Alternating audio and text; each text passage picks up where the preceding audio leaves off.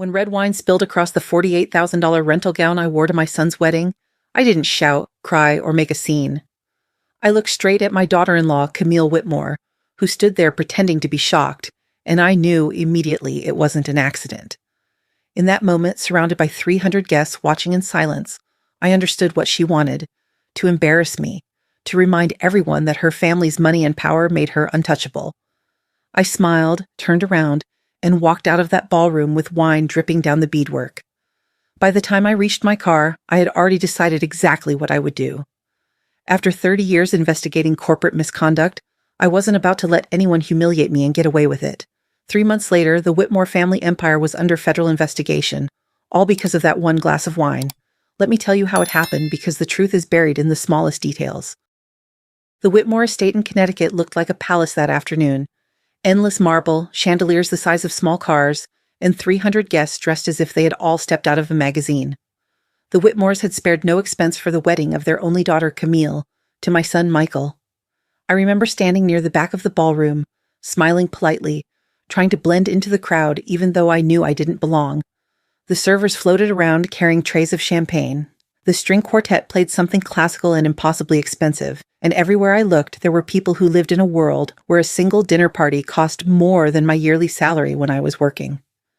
I was wearing the gown Camille had suggested I rent, a silver-beaded couture piece valued at $48,000.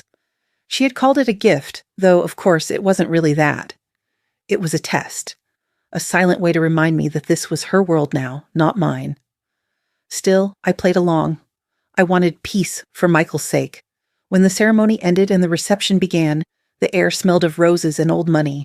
I was chatting with one of Michael's college friends, telling an old story about how my son once tried to build a rocket out of soda bottles when it happened. I lifted my glass of water, gesturing as I spoke, and a single drop, one, slipped over the rim and landed near the hem of Camille's wedding gown. I froze immediately. "Oh, I'm so sorry," I said, reaching down with my napkin to blot it, my voice calm but my heart suddenly pounding. Camille looked down at me with a polite little smile that didn't reach her eyes. For half a second, something flickered there, something sharp, deliberate. And then, before I could move, she gasped loudly, stepped back, and her hand tilted. Her wineglass tipped forward, sending a full pour of deep red wine splashing down the front of my gown. It spread instantly, across the beaded silk, down to the floor, blooming like blood on snow. "Oh no," she cried, her voice theatrical enough to make half the guests turn. "I'm so sorry, Evelyn. I'm just so clumsy when I'm startled." Her tone was honey-sweet, but her eyes were ice. Around us the music faltered, the chatter died, and 300 people stared. Some whispered, some smirked. And Camille stood there, the perfect bride, pretending to be horrified while watching me drown in humiliation. I could have yelled. I could have thrown the wine back at her. But instead I did the only thing that ever really works in rooms like that. I smiled. A slow, steady smile that made her blink. "Don't worry about it, darling," I said, loud enough for everyone to hear. "Accidents happen, though I imagine the rental company will be quite upset. $48,000 is a lot of money, even for an accident." Her face twitched, just slightly, and I turned away before she could answer. The crowd parted as I walked toward the garden exit, the music stuttering back to life behind me. I could feel their eyes following me, some pitying, some amused, but I kept my chin high and my pace steady. Outside, the early evening air was cool and damp, the sky heavy with the kind of rain that never really decides whether to fall or not. The drops began just as I reached the edge of the terrace, soft and cold against my skin. By the time I reached the driveway, the drizzle had turned to real rain. My gown, the same one Camille had chosen, clung to my legs, streaked with dark red stains that shimmered under the estate's golden lights. I stopped beside my car, watching the wine mix with the rainwater as it pooled at my feet. People like the Whitmores believed they could buy respect, control perception, and erase consequence. But I'd spent 3 decades investigating people exactly like them, the kind who built their fortunes on deceit and thought no one would ever notice. Standing there, soaked and shivering, I made a quiet promise, not out of anger, but out of principle. Camille Whitmore had just made the biggest mistake of her privileged life, and she didn't even know it yet. 3 days after the wedding, the invoice arrived. It was printed on heavy white paper with gold lettering, as if elegance could disguise the insult. Payment due, $56,800 for damages beyond repair. I stared at the number for a long time, sitting in the quiet of my small cottage by Lake Champlain in Vermont. The lake was calm that morning, a flat sheet of gray reflecting a sky that looked ready to snow. My coffee had gone cold beside me, untouched. The wine-stained gown hung near the window, still damp in places despite my attempt to clean it. Its silver beadwork caught the light, but the red stains had darkened into something that looked almost alive.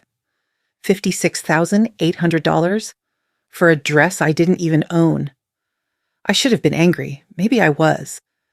But more than anything, I felt a sharp clarity, the kind that comes after humiliation, when the noise fades and the logic starts working again. That's the thing about numbers. They never lie.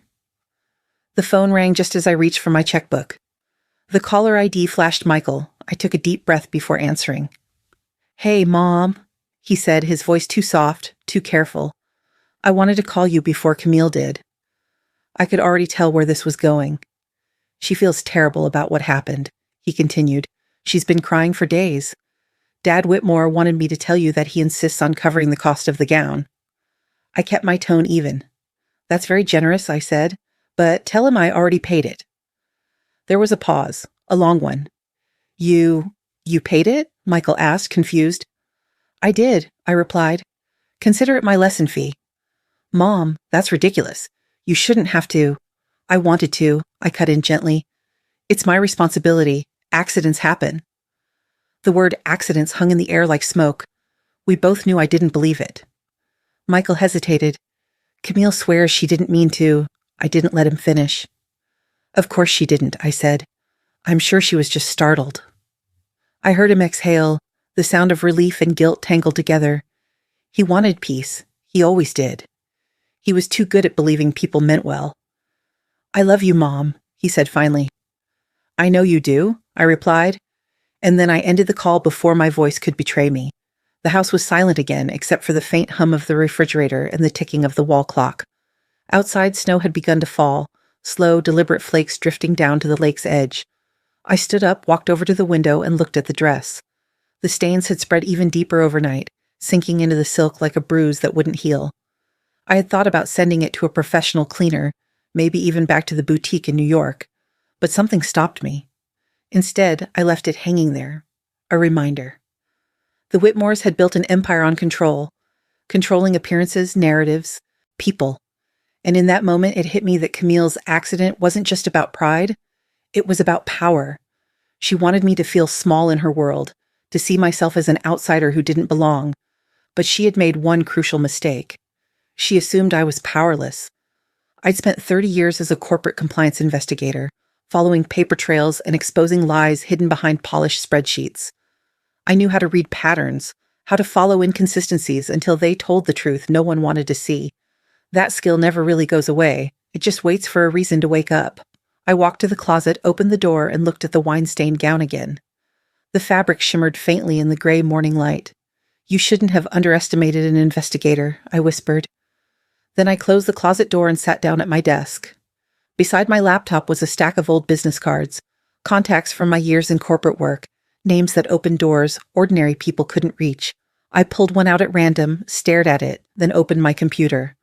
If the Whitmores wanted to play games with money, I was going to play mine with truth. And I never lose when the numbers are on my side.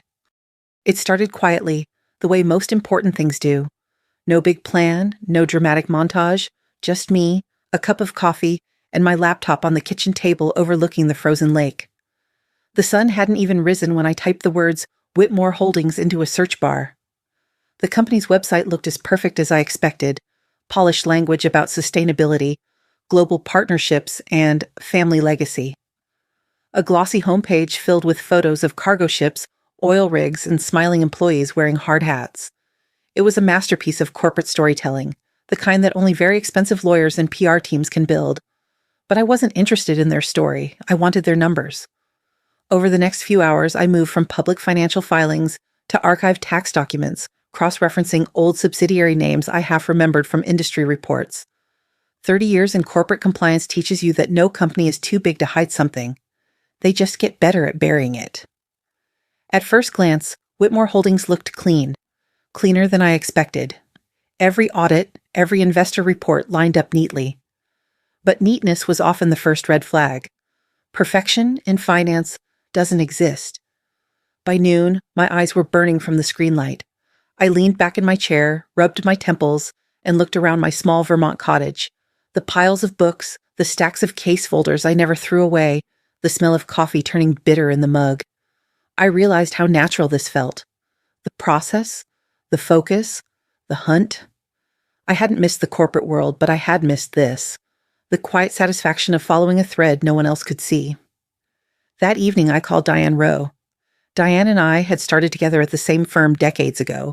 She'd stayed longer than I had, climbing into a senior audit position at one of the country's top compliance consultancies. If anyone could get me access to the kind of databases the public never sees, it was her. Evelyn? Her voice came through the speakerphone, warm but cautious. It's been a long time.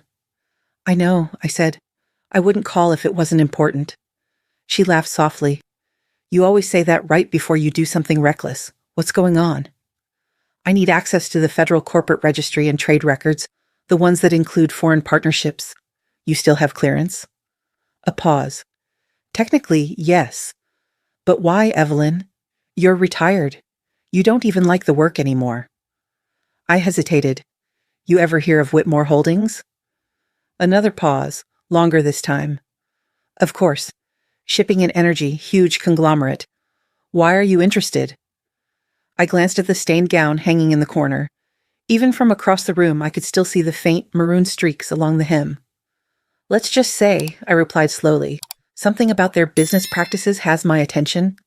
Diane sighed. Evelyn, be honest with me. Is this about revenge? I smiled to myself. No, Diane. It's about truth. Revenge is just the interest rate. She let out a short, exasperated laugh. You haven't changed a bit. Send me what you can, I said. Subsidiary lists, offshore filings, anything tied to maritime logistics. I'll take care of the rest. You realize if this blows back, I was never involved, she warned.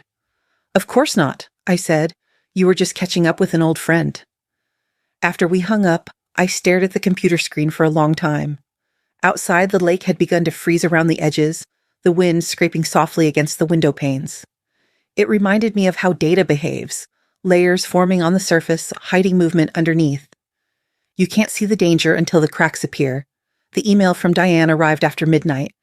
Attached were several encrypted files and a single line in the message. You didn't get this from me. Be careful.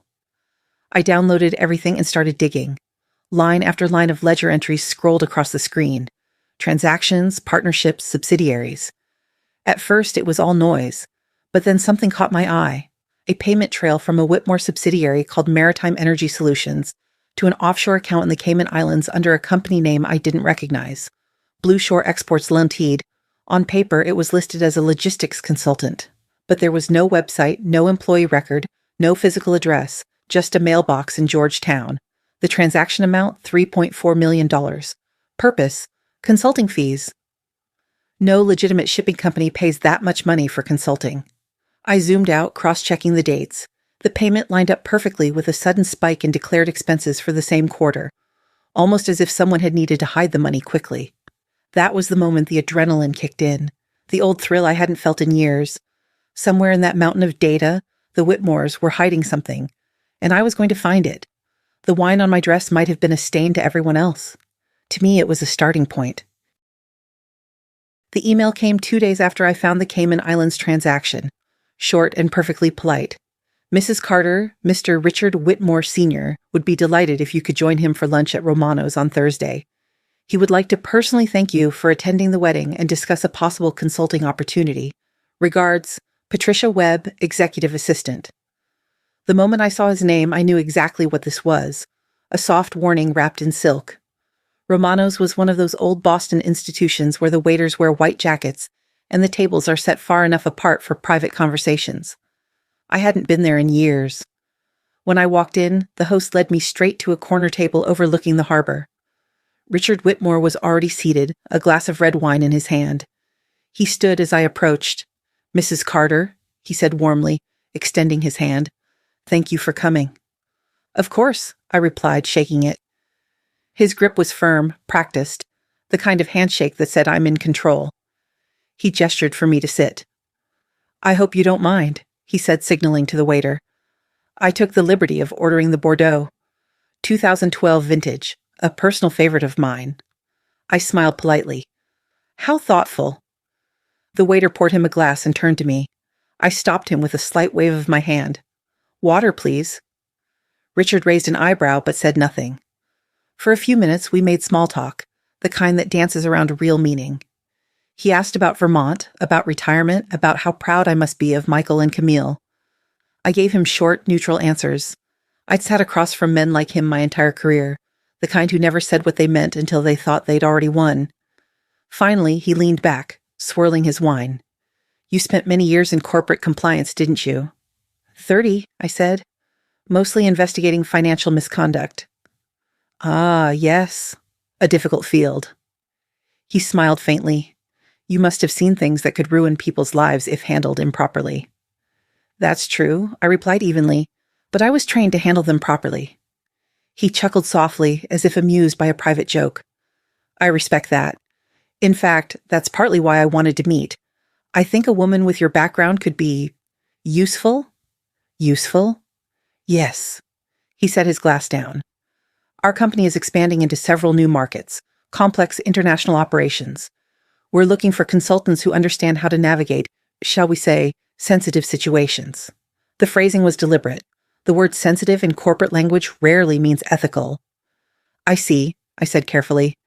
And what kind of situations would those be? He smiled, the kind of smile that didn't quite reach his eyes. Situations where things might not add up perfectly on paper, but where it's better for everyone if they quietly align. There. It was the test. He wasn't offering me a job. He was offering me a leash. We could use someone like you, he continued smoothly, someone who knows how to make problems disappear quietly. I took a sip of my water, holding his gaze. I see. And would this be a temporary engagement or something more permanent? He shrugged lightly. Let's consider it a trial run. We compensate our consultants very generously. Generously, I repeated, letting the word hang in the air. He nodded, clearly waiting for me to take the bait. I smiled, a calm, steady smile that he mistook for agreement. Well, I said, it certainly sounds intriguing. Excellent. His expression relaxed. My assistant will send you the documents tomorrow. Standard consulting agreement, some initial project materials. Nothing too demanding. I'm sure you'll find the work interesting. I'm sure I will. We spent another 10 minutes exchanging pleasantries before the waiter brought the check. Richard insisted on paying, of course, and I didn't argue. I'd learned long ago that men like him measured respect through small gestures of control. When we stood, he offered his hand again. It's been a pleasure, Mrs. Carter. I think this will be the beginning of a mutually beneficial relationship. I shook his hand once more, matching his tone. I'm sure it will be, Mr. Whitmore. As I left the restaurant, the winter sun hit the harbor, turning the water a pale, cold blue. I walked past the line of parked cars, replaying every word of our conversation in my head. Richard Whitmore thought he'd just bought himself a new ally, someone smart enough to clean up his messes but naive enough to stay quiet. He had no idea he'd just hired his own problem. Back inside, through the restaurant window, I could see him lift his glass of Bordeaux to his lips. I watched the deep red shimmer in the light, then turned away. No, I murmured to myself, I'll stick with water. The courier arrived on Monday morning with a leather-bound folder embossed with the Whitmore Holdings logo.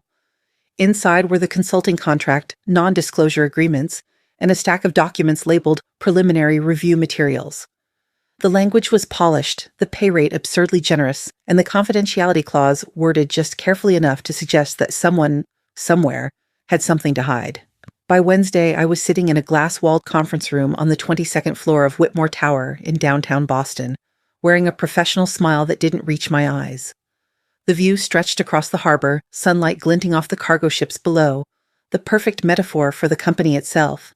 Massive, powerful, and built on the illusion of transparency. Richard's assistant, Patricia Webb, greeted me with the forced warmth of someone instructed to be polite. Welcome aboard, Mrs. Carter. Mr. Whitmore asked that you start by reviewing the due diligence files for our subsidiary operations. Just a routine audit, of course. Of course? I spent the first few days quietly observing. People smile too much in this building. Everyone seemed nervous, eager, rehearsed, like actors in a play they didn't fully understand. Their workstations were immaculate, their numbers even more so. Too even. On the surface, everything appeared perfect. Consistent profits, balanced expenses, tidy ledgers. But perfection in accounting is like silence in nature, unnatural, and usually a sign that something's wrong. The first red flag appeared in a set of philanthropic activity reports. According to the documents, Whitmore Holdings had donated millions to 3 nonprofit organizations over the past 5 years: the Maritime Heritage Trust, the International Trade Education Fund, and the Caribbean Development Initiative. Each was described as a cornerstone of our corporate responsibility program. Their financial reports, however, told a different story. Maritime Heritage Trust, for instance, had received $4.6 million in cultural preservation grants, but had no staff listed, no physical address beyond a post office box, and no record of any actual projects. The International Trade Education Fund had donated $1.2 million to itself. And the Caribbean Development Initiative? It didn't even exist in the Federal Charity Registry. All 3 organizations I discovered shared the same treasurer, Camille Whitmore. I sat back in my chair, staring at the name on the screen. The same woman who had smiled at me over spilled wine now sat at the center of a corporate structure that smelled like fraud dressed up as generosity.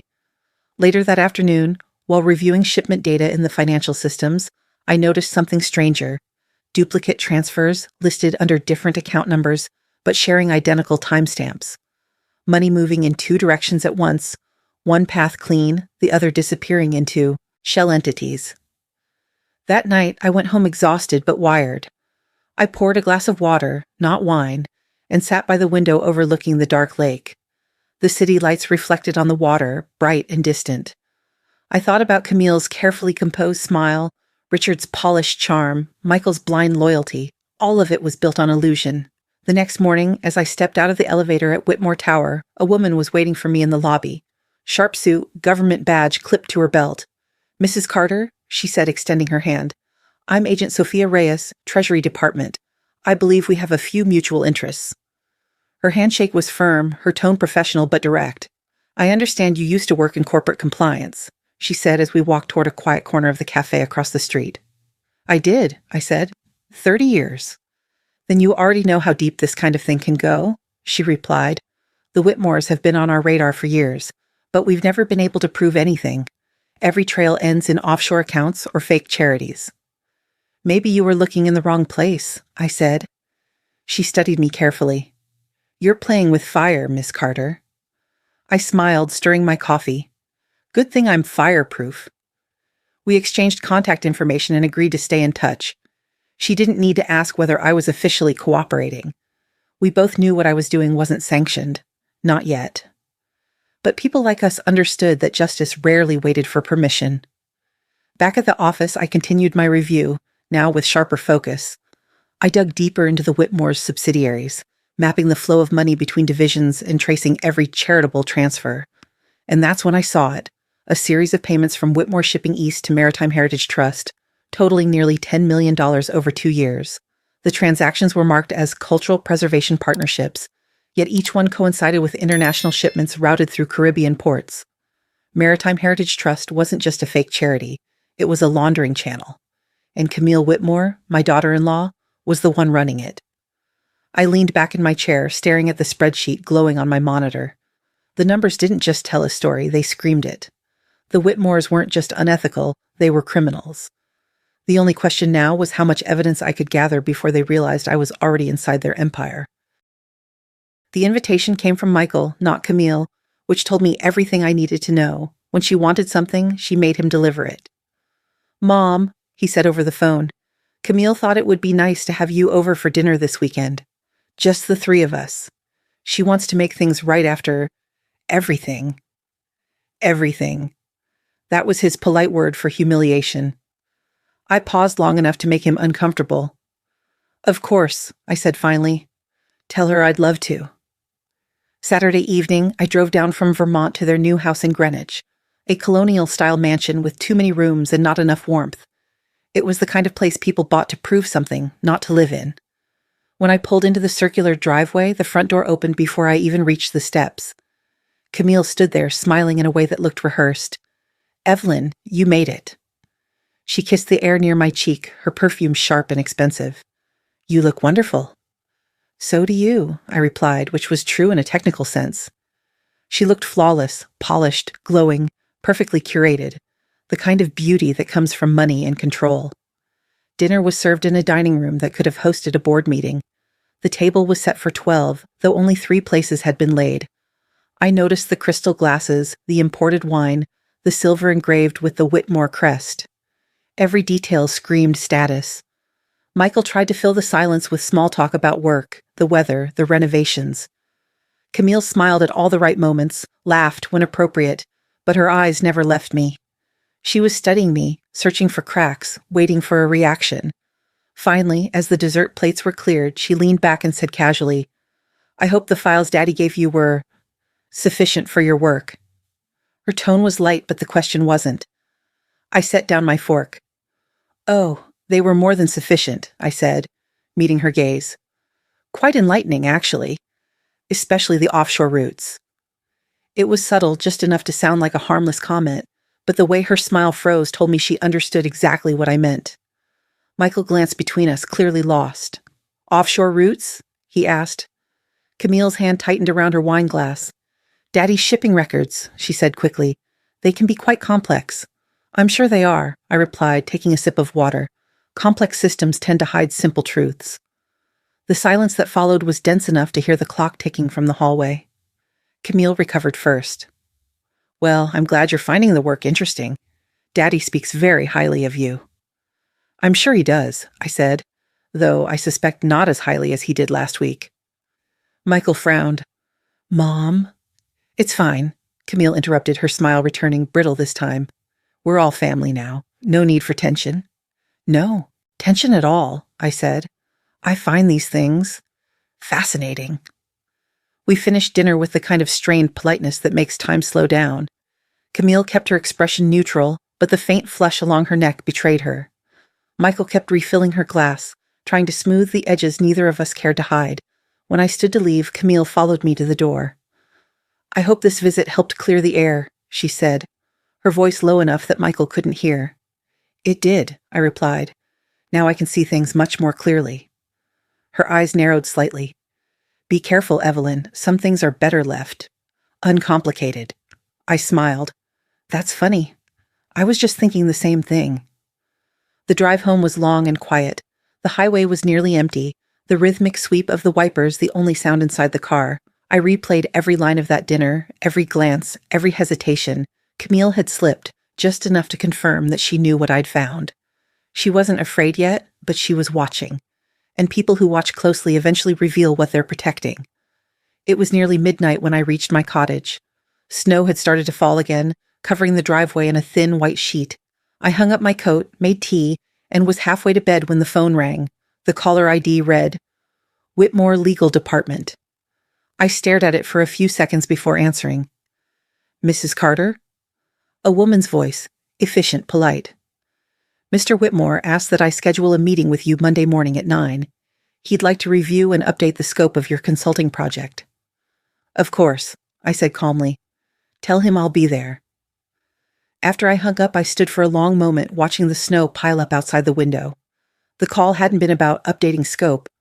It was about control, about drawing lines, about limiting what I could touch, which meant I had finally touched something they didn't want me to see. Monday morning, the sky over Boston was the same shade of gray as the steel and glass towers downtown. Whitmore Tower stood at the center of it all, 30 stories of polished intimidation. As I walked into the lobby, I could already feel the shift. The smiles from the reception staff were thinner now, practiced, their eyes following me just a little too long. Patricia Webb met me by the elevators, holding a folder close to her chest like a shield. Mr. Whitmore will see you now, she said. No warmth, no small talk. Richard's office occupied half the top floor. When I stepped in, he was standing by the window looking out at the harbor, the same harbor where his cargo ships moved quietly in and out every day, loaded with the kind of secrets only money could move. Evelyn, he said, turning toward me with a smile that didn't touch his eyes, thank you for coming on such short notice. Please, sit. I remained standing. I understand there's been a change in my contract? Not a change, he said smoothly. A clarification. He motioned to the folder on his desk. We realized that the original scope of work might have been overly ambitious. I'd like you to focus solely on domestic compliance from now on. Office operations, efficiency audits, things like that. Leave the international subsidiaries to our internal team. Your internal team, I repeated. The same team that's been filing duplicate transactions and routing millions through offshore charities? He didn't blink, but the pause that followed was enough. I'm not accusing you of anything, of course, I continued, just clarifying what I'd be avoiding. Richard smiled, but this time it looked forced. Evelyn, I think there's been a misunderstanding. We appreciate your thoroughness, but this company runs on trust. Too much digging can disrupt that balance. Trust, I said quietly, is earned with honesty, not silence. He folded his hands. You've been around long enough to know that truth and business rarely travel together. I'm simply suggesting you stay within your lane. Sign the updated contract, finish your work, and we can both move on. I picked up the folder and skimmed the document. The revisions were precise, every clause rewritten to limit my access to financial data, every line crafted to make my previous work look like an internal review instead of an investigation. If I signed it, they'd have me boxed in, legally and morally. I closed the folder and looked him straight in the eye. You think I need your money, Richard? What I need is the truth. The smile vanished. His voice dropped an octave. Family can be fragile, Evelyn, especially when outside influences create unnecessary tension. There it was, the threat, subtle but unmistakable. My family, I said evenly, will survive honesty just fine. He stood, moving to the window again. I'd hate to see Michael caught in the middle of something unpleasant. He already is, I replied. Richard turned back to me, his expression colder than the glass behind him. I'm giving you a chance to walk away from this. No harm done. You'll still get paid for your time. Paid to forget? I asked. That's not in my job description. The air in the room felt heavy. Outside, the harbor looked calm, but I knew better. Calm water always hid dangerous currents. Finally, I set the folder back on his desk. I won't be signing this. Richard exhaled slowly, then nodded, a small gesture that somehow felt like a closing door. That's unfortunate, he said. I had hoped this could remain simple. It was never simple, I said. You made sure of that. I turned and walked out before he could answer. Patricia looked up as I passed her desk, but I didn't stop. In the elevator, my reflection stared back at me from the mirrored wall, calm, composed, but with that quiet spark I hadn't felt in years. I knew what that meeting really meant. They were tightening the circle. The next move would be theirs, and it wouldn't be polite. As soon as I reached the street, I pulled out my phone and opened the encrypted email thread with Agent Sophia Reyes. Subject, Whitmore Holdings. Immediate transfer attachment. Full audit trail, plus offshore ledger correlations. Message, they're moving to shut me out. Here's everything I've found. Use it before they bury it. I hit send, then slipped the phone into my coat pocket. The harbor wind was sharp, cutting through my gloves. Somewhere above, behind those mirrored windows, Richard Whitmore believed he'd just silenced me. He had no idea I'd already started talking to someone who could make him listen.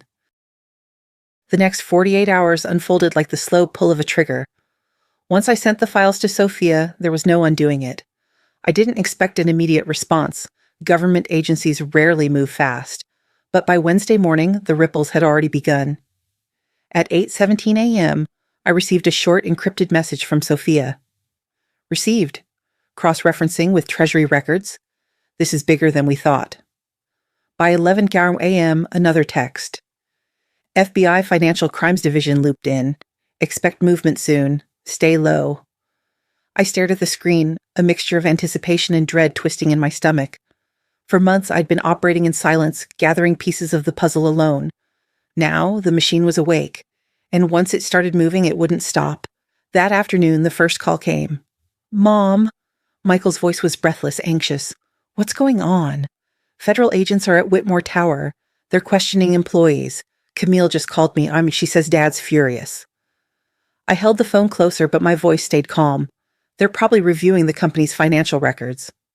Financial records? Mom, what did you do? My job. There was silence on the other end, the kind that says everything words can't. Mom, he said again, his voice softer now. You're not in trouble, are you? I'm fine, I said, but you might want to start asking your wife a few questions. He exhaled shakily. She says they're targeting us because of politics. That is just a misunderstanding. Michael, I said gently, you were raised to know the difference between a misunderstanding and a lie. Before he could answer, a beep signaled another call coming in. Sophia again. I told him I'd call back and switched lines. Evelyn, Sophia said without preamble, your documentation just opened a door we didn't even know existed. Multiple shell companies, international transfers, false charity records. The Bureau's on it now. Joint Task Force, Financial and Organized Crime. I exhaled slowly. Then it started. It started, she confirmed. You've done your part. Now you need to stay out of sight for a while. I'm not hiding, I said. I've done nothing wrong. That's not the point, she said quietly. People like Richard Whitmore don't lose gracefully. After she hung up, I sat there for a long moment, listening to the low hum of the refrigerator and the faint ticking of the wall clock. Outside, snow drifted past the window in slow, lazy spirals. It should have felt like victory, but it didn't. By evening, the news broke. I was in the living room when the alert flashed across the television screen. Breaking news: federal investigation targets Whitmore Holdings. The anchor's voice was measured but charged with barely concealed excitement. Sources within the Treasury Department confirm that agents have initiated a formal inquiry into alleged offshore tax evasion and money laundering involving one of the nation's largest shipping and energy conglomerates. They showed stock footage of the Whitmore headquarters, the same building where I'd stood just days ago, surrounded by reporters and flashing cameras. Employees hurried through the glass doors, faces pale and tight. A picture of Richard appeared on the screen, then Camille beside him at a charity gala. Perfect smiles, perfect lies. I turned up the volume slightly, not to hear, but to feel. The sound filled the room, the soft static of justice catching up.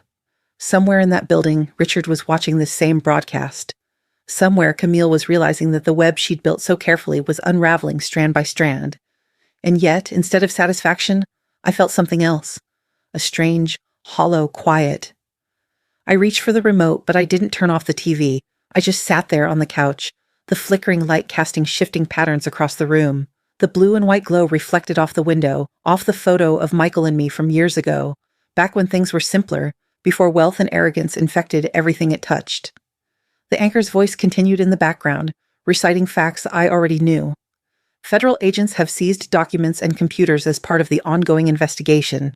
Sources indicate that the operation could implicate several high-ranking executives.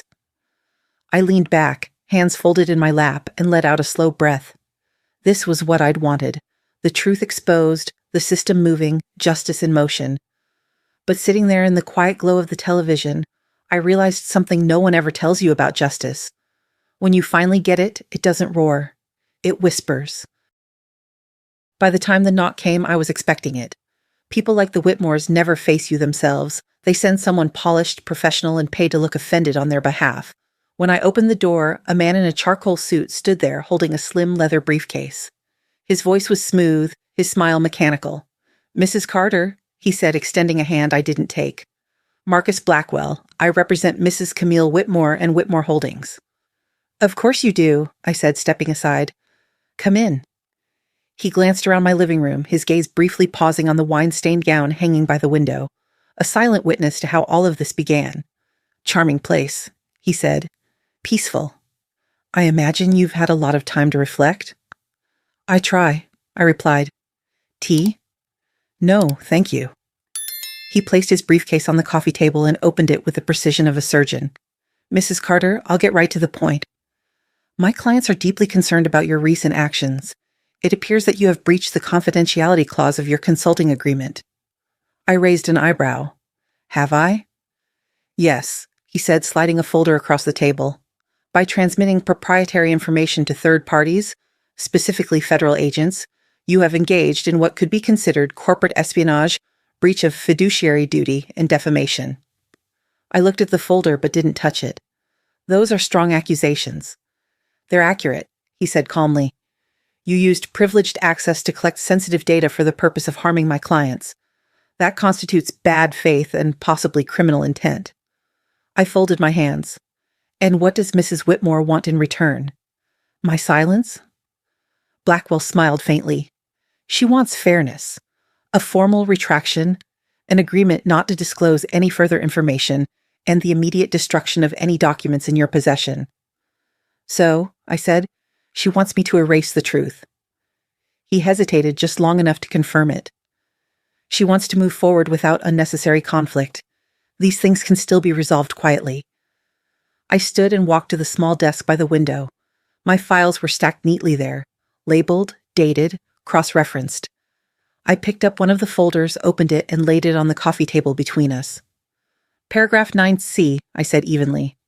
It states, the consultant is under no obligation to conceal any activity deemed illegal under U.S. law. Your client's father signed that clause himself. Blackwell's expression flickered, the first crack in his composure. I continued, I did exactly what the contract allowed me to do. I reported what I found. If Whitmore Holdings didn't want their crimes exposed, they shouldn't have hired an investigator with a conscience. He recovered quickly, closing his briefcase with a soft click. You're making a mistake, Mrs. Carter. The Whitmores have considerable resources. They can make life complicated for people who cross them. I'm sure they can, I said. But the truth tends to complicate things more. Blackwell stood, buttoning his jacket. This isn't over. It never is, I replied. But it's getting close. He paused at the door, his professional mask slipping just slightly. You've made powerful enemies. I've made honest choices, I said. There's a difference. After he left, the house fell silent again. I sat down on the couch, the faint scent of his cologne still lingering in the air, sharp and chemical, like fear disguised as confidence. My phone buzzed on the table beside me. A single text from Sophia. It's done. Richard Whitmore taken into custody. 6:00 a.m. raid. I stared at the message, my pulse steady but my chest tight. It had begun. Almost on cue, the television came to life with a breaking news alert. The headline stretched across the bottom of the screen in bold red letters. Whitmore Holdings CEO arrested for fraud and conspiracy. A photo of Richard appeared, handcuffed, expression frozen in disbelief as agents escorted him into a black SUV, and then the next image, Camille, standing outside her mansion, surrounded by flashing cameras, her perfect mask cracking under the weight of reality. The reporter's voice filled the room. Sources confirm that Camille Whitmore, wife of company heir Michael Carter, is under investigation for financial conspiracy and tax fraud related to several nonprofit organizations. I leaned back, the light from the screen flickering across my face. For a moment I felt nothing but stillness, not relief, not joy, just the quiet recognition that the inevitable had finally arrived. Justice never arrives loudly. It slips in through the cracks, steady and unannounced. On the screen, Camille's face turned toward the camera, pale, strained, eyes darting. The same eyes that had once looked at me with smug amusement over a spilled glass of wine. Now they were afraid. For a few days after Richard's arrest, the world around the Whitmores seemed to stop spinning. News vans lined the streets outside their Boston headquarters, reporters shouted questions no one answered, and the company's stock dropped like a stone. Camille disappeared from public view, which should have been the smartest thing she could have done, but Camille Whitmore had never been smart, only clever. And clever people panic when they lose control. 3 days after the headlines broke, I got a call from Sophia. Her tone was clipped, urgent. Evelyn, she said, you might want to sit down for this. I did. What happened? Your daughter-in-law just wired $18 million to 3 separate offshore accounts. Cayman Islands, Switzerland, Singapore. We traced it within hours. I closed my eyes. Tell me she didn't. She did, Sophia said, and she just connected Whitmore Holdings to 15 global criminal networks in the process. We'd suspected they were laundering money for international clients. She just gave us the proof. What was she thinking? I murmured. She wasn't, Sophia replied. She was trying to hide assets before they could be frozen. Instead, she lit a signal flare over every illegal transaction her family's ever made. When I hung up, I sat in silence for a long time. Outside my window, the lake had thawed, patches of dark water breaking through the ice. The storm was coming, and there was no stopping it now. By afternoon, the FBI had moved in. I drove down to Greenwich at Michael's request. He sounded exhausted on the phone, his voice hollow. Mom, they're taking everything, he'd said. Can you come? When I arrived, the scene looked like something from a movie. Black SUVs lined along the street, agents carrying boxes out of the house, neighbors watching from their driveways. The Whitmore crest above the doorway was being photographed as evidence. Michael was standing on the front lawn, his hair disheveled, his face gray. They said Camille moved money offshore, he said numbly as I approached. I didn't believe them. But they showed me the records. Her login, her signature. She moved it herself. I glanced toward the front door, where 2 agents were coming out carrying a jewelry case and a stack of ledgers.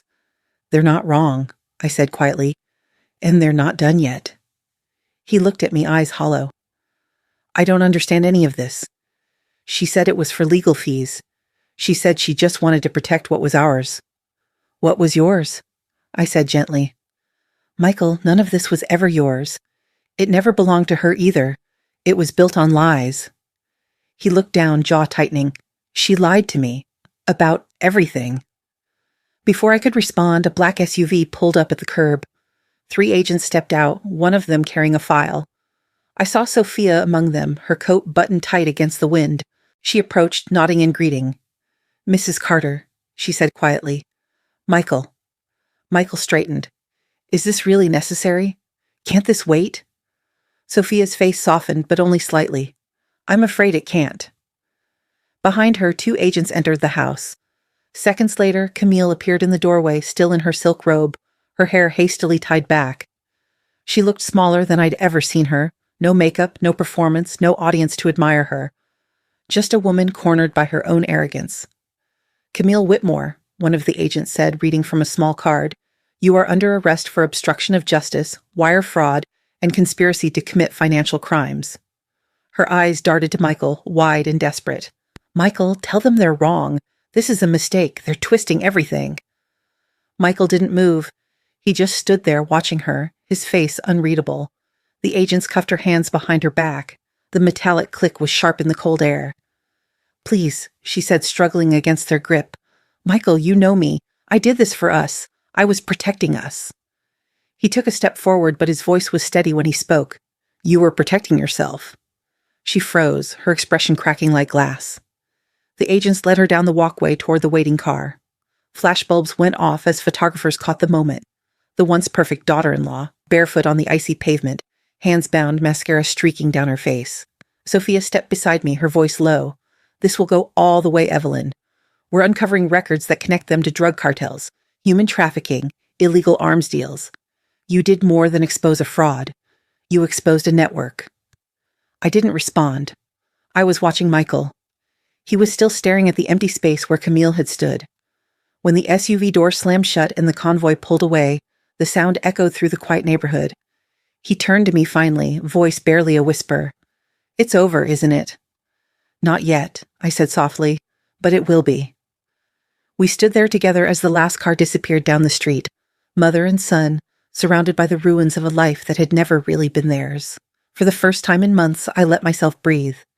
The air was cold, sharp, and honest. The next week unfolded like a slow, rolling earthquake. Every day, new headlines appeared, each one worse than the last.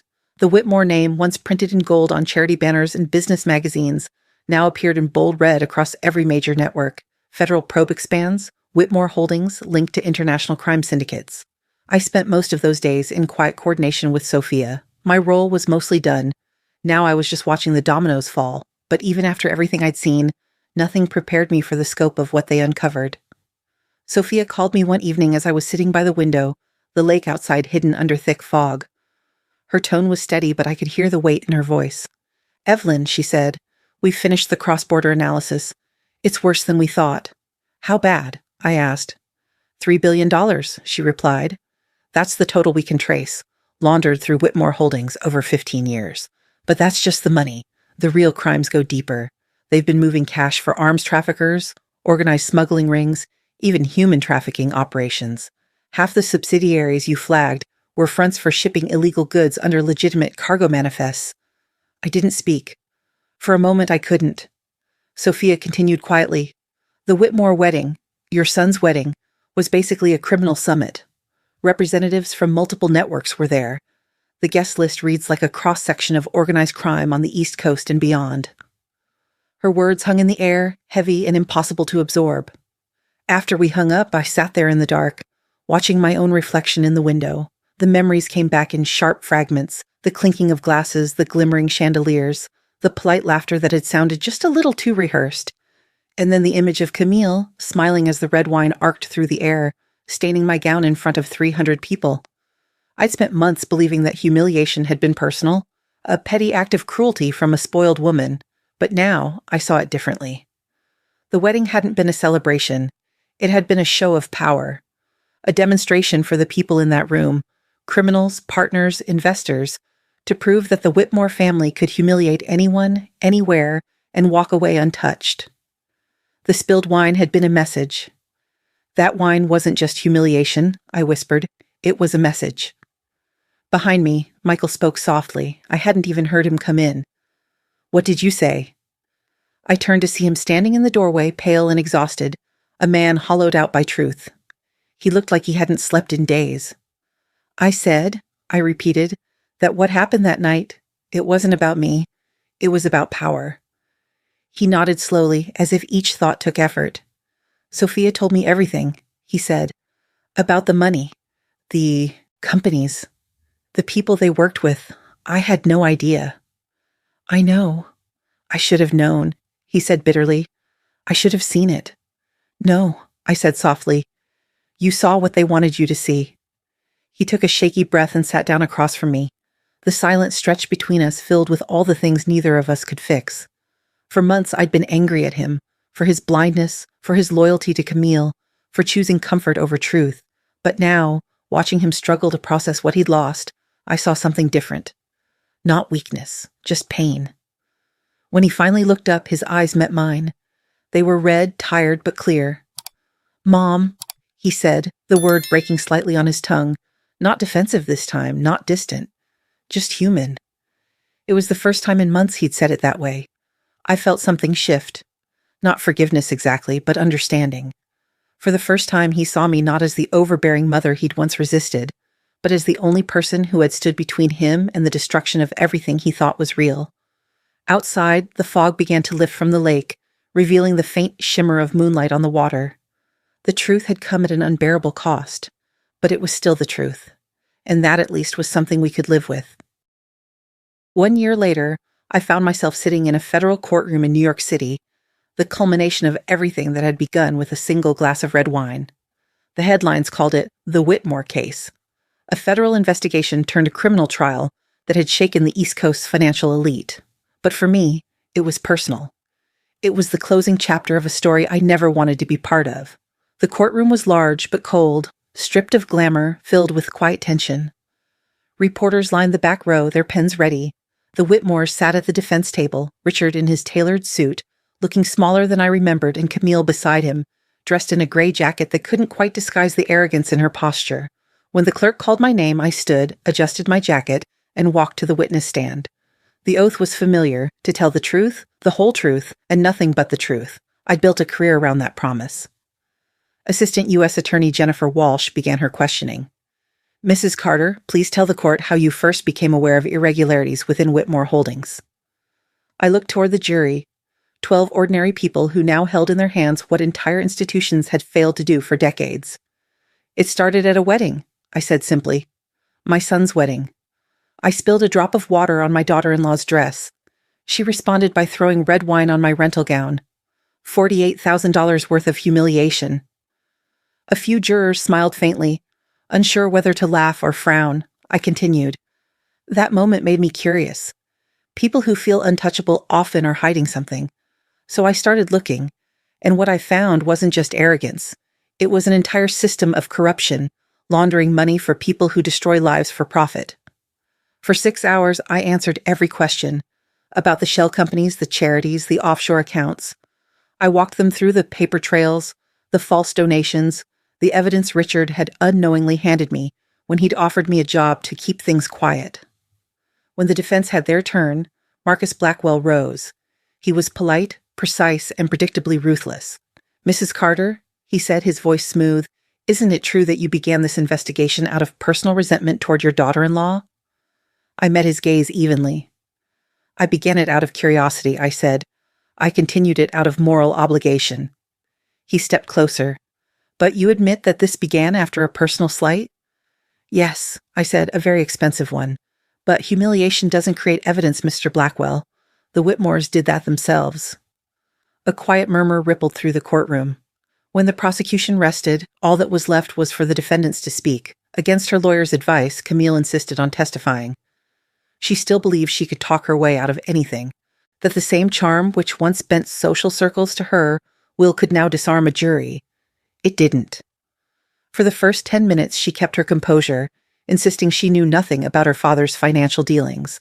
But then the prosecutor showed the jury her own emails, instructions she had sent authorizing transfers between charities, complete with her digital signature. Her voice cracked.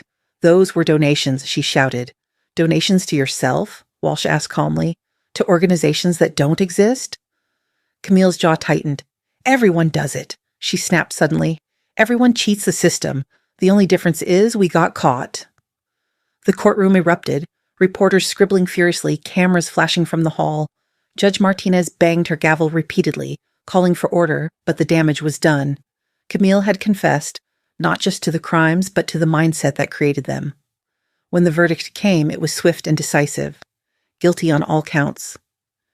Richard Whitmore, 45 years, in federal prison. Camille Whitmore, 25 years, without parole. I sat in silence as the sentences were read. Around me, people whispered. Papers rustled, cameras clicked. For everyone else, it was justice served. For me, it was something quieter.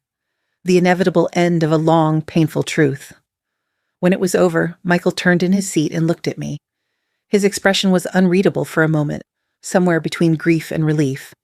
Then, slowly, he nodded. The afternoon light filtered through the tall courtroom windows, casting faint gold patterns across his face. For the first time since that night at the wedding, I saw the boy he'd been, kind, naive, good-hearted, and the man he was becoming. He didn't say anything, and neither did I, but in that quiet, between judgment and release, I felt something close to peace. 6 months after the trial, the world had moved on, or at least it pretended to. The headlines faded, the news anchors found new scandals to dissect, and Whitmore Holdings was now just a name whispered in business schools as a cautionary tale. But for me, life had slowed into something quieter. The mornings were simple again, coffee, silence, the lake outside my window. I still woke early, the habit of decades I could never unlearn. Some nights I'd dream about numbers, long columns of figures scrolling endlessly across a screen. But when I woke, I reminded myself it was over. One evening in late spring, Michael called. His voice sounded lighter than I'd heard it in years. "Mom," he said, "I'm in the city this week. How about dinner at Romano's?" The same restaurant where Richard Whitmore had tried to buy my silence. The irony wasn't lost on either of us. When I walked in, Michael was already waiting at a small corner table. No expensive suit this time, no trace of the old nervousness that used to define him.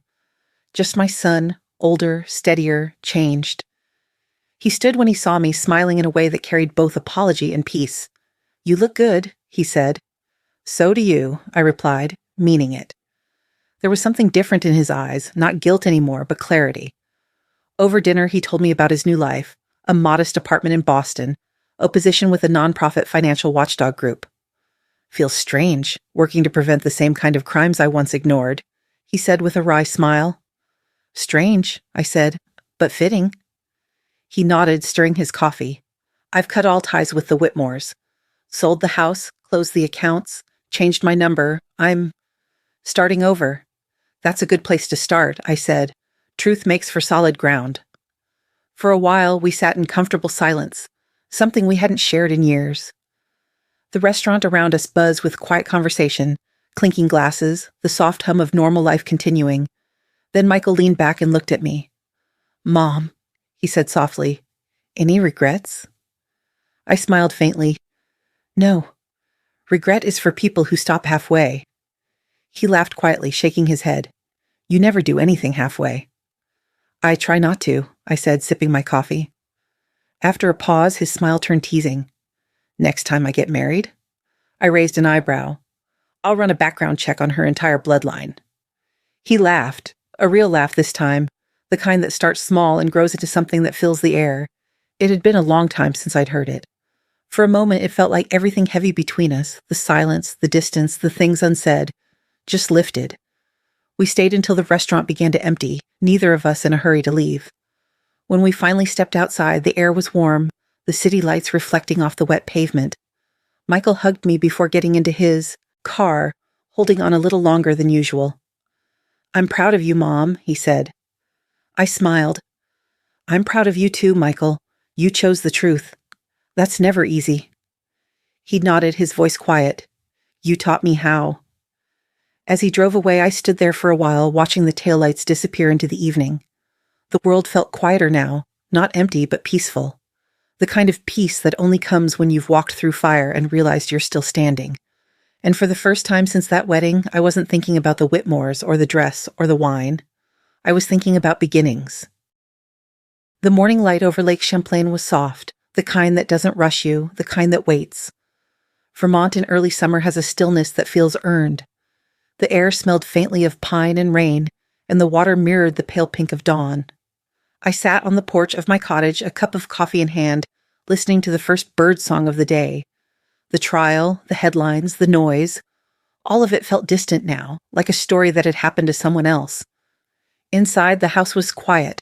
On the wall by the window hung the dress, cleaned, pressed, and carefully stored in a clear garment bag. The silver beading caught the morning light, glimmering softly. The red stain was gone, mostly, but not entirely. A faint blush of pink still ran along the hem, too stubborn to fade. I kept it that way on purpose, a reminder, not of anger, but of truth. That dress had started it all. It was more than silk and thread. It was evidence, humiliation, awakening, the moment I realized that silence protects the wrong people. For a long time, I thought revenge was what I wanted. But as the months passed, I understood something simpler. Justice isn't about payback, it's about balance. And sometimes the only way to restore balance is to stop pretending you're powerless. I'd spent 30 years of my life tracking numbers, exposing lies that others were too afraid to see. I thought retirement would mean rest. Instead, it gave me purpose again, just not the kind I'd planned. The world kept turning. The Whitmore name was gone from the business pages, replaced by other scandals, other empires built on the same fragile arrogance. But I no longer cared. I'd done what I came to do. I'd told the truth, loudly enough that no one could ignore it. The phone on the table buzzed with a message from Michael, a photo of his new office, small but bright, captioned simply, "Day 1." I smiled. That was the real victory, not the headlines, not the verdicts, but the quiet resilience of starting over. A gentle breeze rippled across the lake, catching the light just right so that the water shimmered like glass. I set my cup down, folded my hands, and watched the sun break fully over the horizon. The pink reflection spread across the surface of the lake, the same soft hue that lingered on the edge of my dress. Funny, I thought, how stains fade but never vanish completely. Maybe they're not meant to. Maybe they're how we remember what not to forget. I stood, stretched, and glanced once more at the dress hanging on the wall. "Camille Whitmore tried to humiliate me," I said quietly, the words steady and certain. Instead, she handed me the case of a lifetime. I smiled, the morning light warming my face. Some women retire quietly. I retired loudly. Outside, the birds grew louder, their song echoing over the water. The sun climbed higher, and the faint pink of the lake turned gold. For the first time in a long time, everything felt exactly as it should.